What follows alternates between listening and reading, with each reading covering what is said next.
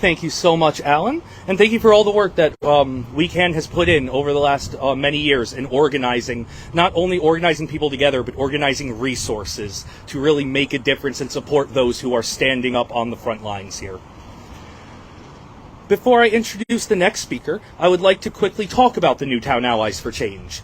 So, about a month or so ago, I am part of the Brookfield DTC. And we had a call with the Newtown DTC, as we were also talking about, they had just had their book banning situation. We were getting into the midst of ours. We wanted to learn what they had learned, information they had to share. And on that call, they very openly said, we worked hard, but a lot of the credit goes to Newtown Allies for Change. They are the ones who led this effort. And Newtown Allies for Change are allies of ours. So 2 weeks ago, they came here and they gave a 30-minute presentation basically going through the entire book banning situation, what happened, why they were successful, what they recommend, what they think are common pitfalls, and it is currently on the Justice Southbury Facebook page. It is the most recent video. I highly encourage you to watch it. It is incredibly informative, not just from a perspective of what's happening, but from a perspective of how do you strategize, how do you make decisions, what decisions do you make? The one thing that I would very much like to highlight from their talk is how they are an organization that is primarily focused on race.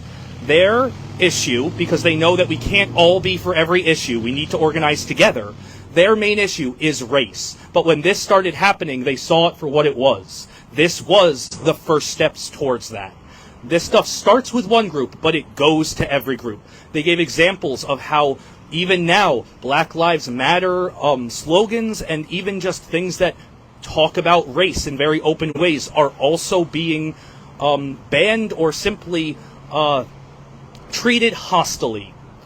And we need to be aware that that is a reason we are in this together. They saw that and they stepped up. They knew that it was going to come to their front door. So they stood up with their allies, their queer allies, and the other allies in the community to put a stop to it when they can. We need to recognize the big battle that is being faced, the long-term implications of letting these things happen.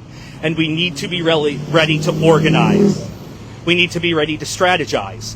I encourage you to go watch the video from Newtown Allies for Change and hear everything they have to say, and I very much encourage you to think about this beyond the bounds of just LGBT content.